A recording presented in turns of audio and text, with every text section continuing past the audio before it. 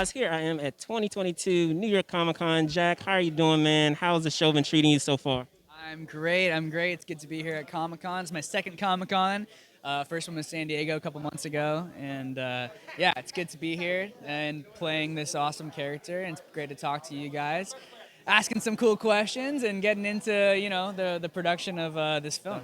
Excellent, excellent. So, talking about this film, well, one thing that I have been, mentioning to everyone is just that idea of legacy and joining the crew of folks that have bestowed their voice to these iconic characters. However, animation, it brings an interesting challenge because you're not always there to be able to react off of your fellow ensemble members. So speaking to that, comment on that and that challenge of, I feel like a good deal of the character that you have with Damien, a good way of having that prickly type of relationship. A good way to do that is be reacting off of a scene partner. Right, right. And a lot of times animation is not that way, like you mentioned, and that was the case for this film.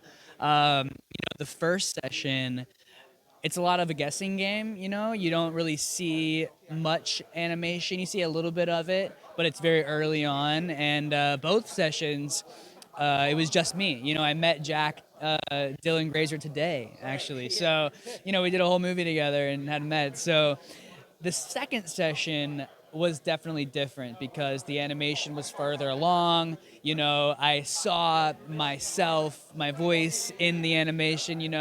I was able to see how me and Jack were playing off of one another, and it just looked amazing. It was a world of difference from the first session, and so then you really have the confidence that, okay, like this is working, and it was just really joyful, honestly, seeing in the second session how far the animation had come, seeing my voice in it. I was like, wow, like I'm Robin, like this is awesome. It looks amazing, and yeah, it's interesting with voiceover. You kind of have to imagine a lot of things. And as an actor, it's kind of like an exercise, honestly. And I definitely grew a lot as a VO actor in this project. I had done certain little things here and there for voiceover, and this was my first time doing a real thick character with a lot of rich history. So it was really cool.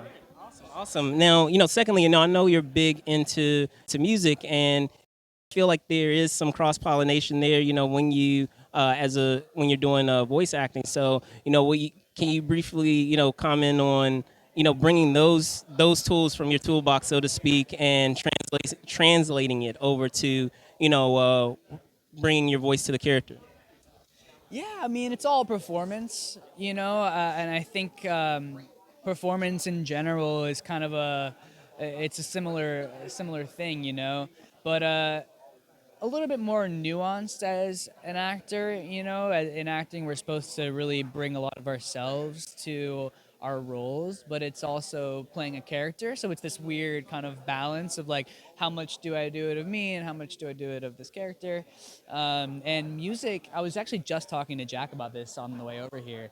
Music is, for me at least right now, a lot more liberating. I find acting to come a little bit harder than music, and I've only been doing music for a couple of years now. Only have a couple singles just released the past few months with my band Kid Baron. So thank you so much.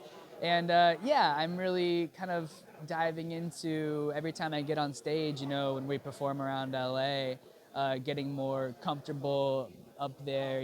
Talking to the audience, the crowd, the fans, and really, I don't want to just like play songs. I really feel like I have an interesting perspective on things, and I want to share a message, with people. But it's easier said than done. People don't want to get preached at when they're at a concert. So it has to be like enough to get your point across, but like short and sweet enough for people to not like disengage. So I'm still learning a lot about that. So.